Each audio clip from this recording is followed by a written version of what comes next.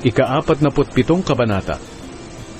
Pagkatapos, umalis si Jose at pumunta sa Faraon, kasama ang 5 sa kanyang kapatid. Sinabi ni Jose sa hari, "Dumating na po ang aking ama at mga kapatid, galing sa Kanaan, at dala po nila ang mga hayop nila, at ang lahat ng kanilang ari-arian. Naroon po sila ngayon sa Goshen." Ipinakilala niya agad sa Faraon ang 5 sa kanyang kapatid. Tinanong sila ng Faraon, "Ano ang trabaho ninyo?" Sumagot sila, "Mga pastol po kami ng hayop, katulad ng mga magulang namin.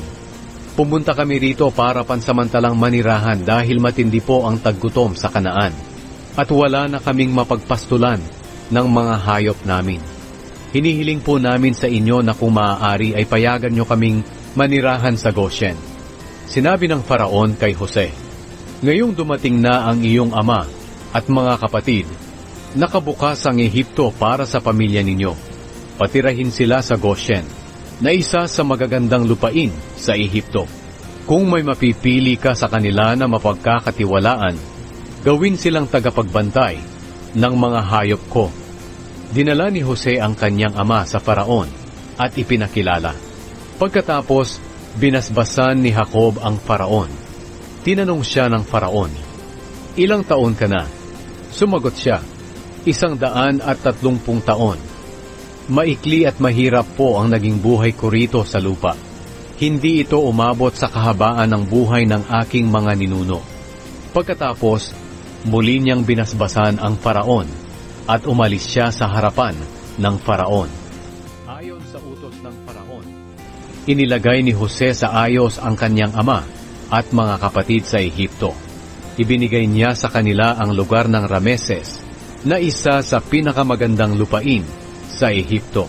Sinustentuhan ni Jose ng pagkain ang kanyang ama, mga kapatid, at ang buong sambahayan ng kanyang ama, ayon sa dami ng kanilang mga anak.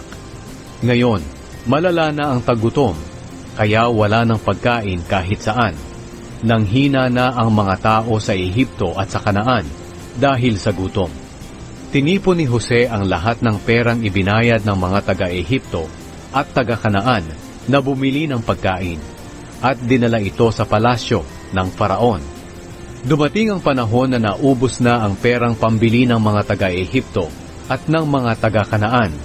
Pumunta ang mga taga-Ehipto kay Jose at sinabi, "Wala na po kaming pera. Kung maaari, bigyan na lang ninyo kami ng pagkain, dahil mamamatay na kami sa gutom."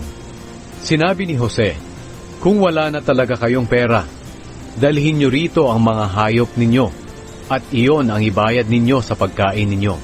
Kaya dinala nila kay Jose ang kanilang mga kabayo, tupa, baka at asno, at ipinalit ito sa pagkain. Sa loob ng 1 taon, sinustentuhan sila ni Jose ng pagkain, kapalit ng kanilang mga hayop.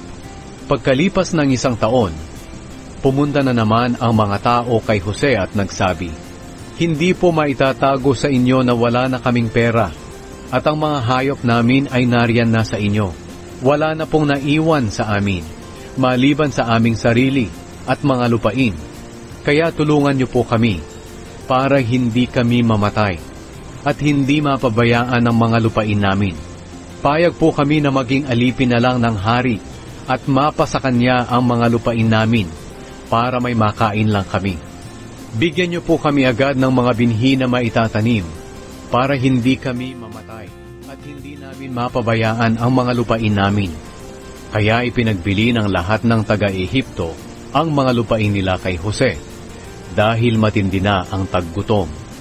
Binili ni Jose ang lahat ng ito para sa hari, kaya ang mga lupaing iyon ay naging pag-aari ng Faraon.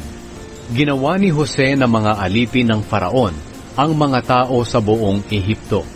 Ang mga lupain lang ng mga pari ang hindi nabili ni Jose.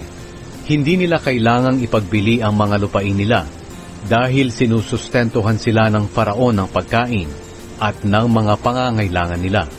Sinabi ni Jose sa mga tao, "Ngayon na nabili ko na kayo pati ang mga lupain ninyo para sa Faraon, heto ang binhi para makapagtanim kayo. Kapag aani kayo, ibigay ninyo sa Faraon, ang 20% ng ani ninyo, at sa inyo na ang matitira, para may maitanim kayo at may makain ang buong sambahayan ninyo. Sinabi ng mga tao, Ginoo, napakabuti po ninyong amo sa amin. Iniligtas nyo ang buhay namin. Pumapayag po kami na maging alipin ng Faraon. Kaya ginawa ni Jose ang kautusan sa lupain ng Ehipto, na ang 20% ng ani ay para sa Faraon. Ang kautusang ito ay nagpapatuloy pa hanggang ngayon. Ang mga lupain lang ng mga pari ang hindi naging pag-aari ng Faraon. Tumira ang mga Israelita sa Goshen na sakop ng Ehipto. Nagkaroon sila roon ng lupain at dumami pa ang lahi nila. Tumira si Jacob sa Ehipto sa loob ng 17 taon.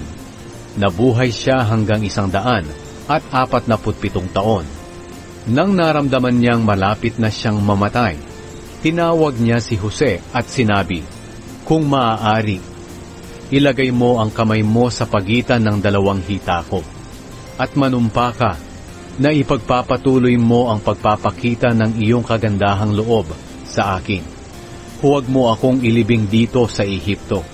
Kapag namatay na ako, ilibing mo ako sa libingan ng aking mga ninuno. Sumagot si Jose, Gagawin ko po ang sinasabi ninyo. Sinabi ni Jacob, Sumumpa ka sa akin. Kaya sumumpa si Jose sa kanya. Lumuhod si Jacob sa kanyang higaan para magpasalamat sa Diyos.